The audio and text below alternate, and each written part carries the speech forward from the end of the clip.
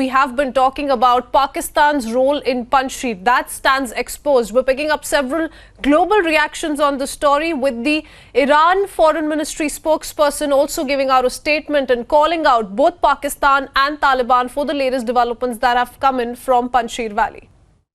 که از پنجشیر میرسه واقعا اخبار نگران کننده ای هست. حملات دیشب به اشد وجه محکومه. ما شهادت رهبران افغانستانی مایه تأسف و تأثیر عمیقه. من دخالت خارجی که شما اشاره کردید باید حتما بررسی بشه، ما در دست بررسی داریم، اما همگان باید بدونن که تاریخ افغانستان نشون داده مداخله خارجی چه مستقیم چه غیر مستقیم نتیجه جز شکست برای اون نیروی متجاوز نداشته و مردم افغانستان مردم بسیار استقلال طلب و غیوری هستند و قطعاً و یقیناً هر گونه مداخله خارجی محکوم. موضوع پنجشیر من مؤکداً عرض کردم به عنوان سیاست اصولی جمهوری اسلامی ایران باید از طریق گفتگو حل بشه، با وساطت و با حضور تمامی بزرگان افغانستان. هیچ طرفی نباید اجازه بده که این مسیر به برادرکشی ختم بشه. طالبان هم باید به تعهدات خودش ذیل حقوق بین الملل و به تعهدات خودش هر آنچه گفته پایبند باشه. گرسنگی دادن به مردم پنجشیر، محاصره منطقه پنجشیر، قطع آب و برق منطقه پنجشیر آنچنان که به ما گزارش داده شده مایه نگرانی هست. حقوق بشردوستان ذیل حقوق بین الملل باید رعایت بشه. جمهوری اسلامی ایران از تمامی مساعی خودش تمامی مساعی خودش رو به کار میگیره و تمام همت خودش رو که کمک کنه به پایان آلام مردم افغانستان و تشکیل دولت فراگیر در افغانستان که بازتاب دهنده ترکیب قومیتی و جمعیتی این کشور باشه. این خواست و اراده مردم هست که نهایتاً باید محقق بشه و آینده افغانستان رو معلوم بکنه، نه دخالت خارجی و نه هیچ طرح و توطئه دیگه‌ای. قطعاً صلح پایدار تنها از مسیر گفتگوهای اصیل بین الافغانی بین همه گروه‌ها میگذره. من تذکر جدی میدم که تمامی خطوط قرمز رعایت بشه، تعهدات ذیل حقوق بین الملل رعایت بشه. جمهوری اسلامی ایران با دقت نظر و با نزدیکی از نزدیک تحولات افغانستان رو پیگیری میکنه. So there you have the Iranian spokesperson strongly condemning the Taliban's military offensive against holdout fighters in Afghanistan's Panjshir Valley. Remember, this is the Taliban Pakistan now claiming that it had taken control of the area, with the Northern Alliance essentially coming out and saying that no, they've not taken over Panjshir and they're only at the gates of Panjshir so far. Iranian Foreign Ministry spokesperson but parallelly highlights that the foreign involvement in Afghanistan must be investigated and Iran is looking at it very, very closely. Colonel Rohit Dev is joining us on the phone line. Colonel Dev, now, do you agree that we need more nations like Iran to come out with these kind of strong statements, not only on what's going on in Panjshir as far as the clashes between Northern Alliance forces and the Taliban are concerned? Of course, they're being aided by Pakistan at the moment, but also by the kind of overwhelming humanitarian crisis we are looking at in Panjshir and several parts of Afghanistan. All right, so this is a good call actually which Iran is taking, and I'm quite sure the geopolitical effect of its relations with the outside and other countries, and also a tacit pressure from the Americans, which has been borne on Iran for a long time now, is playing up. And while Pakistan and Iran have been, quite a good, so to say, allies in the past, but there are certain contentious issues between the two countries which have also been at the forefront. So it's a smart move for Iran to call out the foreign intervention happening in Afghanistan and specifically in the military realm at Panjshir Valley. And I think there will be many more voices from the Islamic world which will take note. And I think in the offing is also certain more powerful countries in the Middle East, which will also come and voice their concern, because not only has Afghanistan now attracted a route for a humanitarian access to be given to it, but even Amrullah Saleh has written to the UN, apparently, that was also in the media. So there are, equivocal noises from both the Talibanis and also from the Northern Alliance and others who are isolated in various pockets. And the citizens' apathy is also now being noticed. So keeping all that in mind, I'm not too sure if Iran had any other choice in the matter, and nor will it be with many other countries. And only thing is when these actions are taken or initiated as a UN-led body of any worth it is going to be, I'm a little sanguine that at least China and Russia would be forced to abstain, if not vote directly.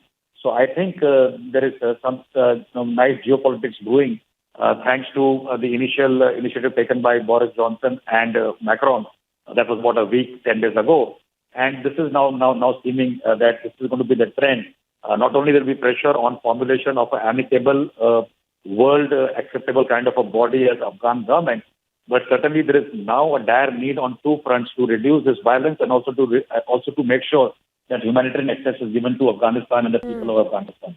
So on that note, it's quite a good development. I will look forward to in the next 24 hours of more Middle Eastern countries joining in the chorus and actually leading the voice now.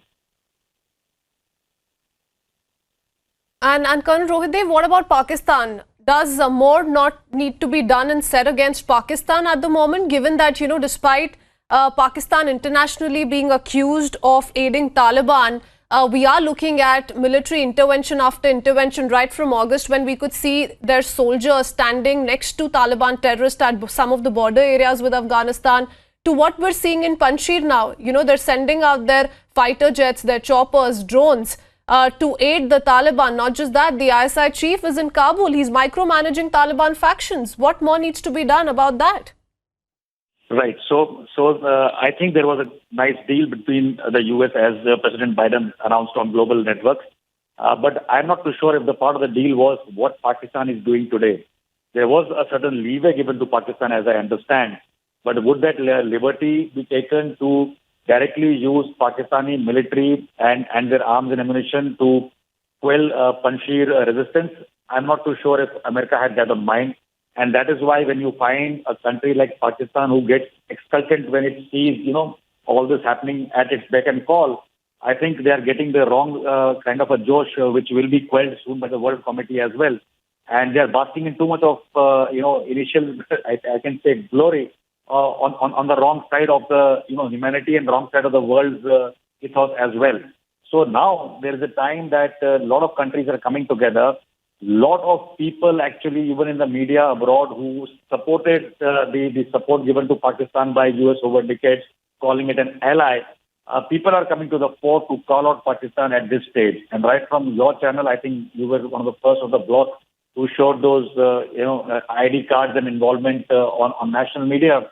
I think from that day we have come around about last 9-10 days, in which much has come about in terms of Pakistani involvement. It does not augur well at all.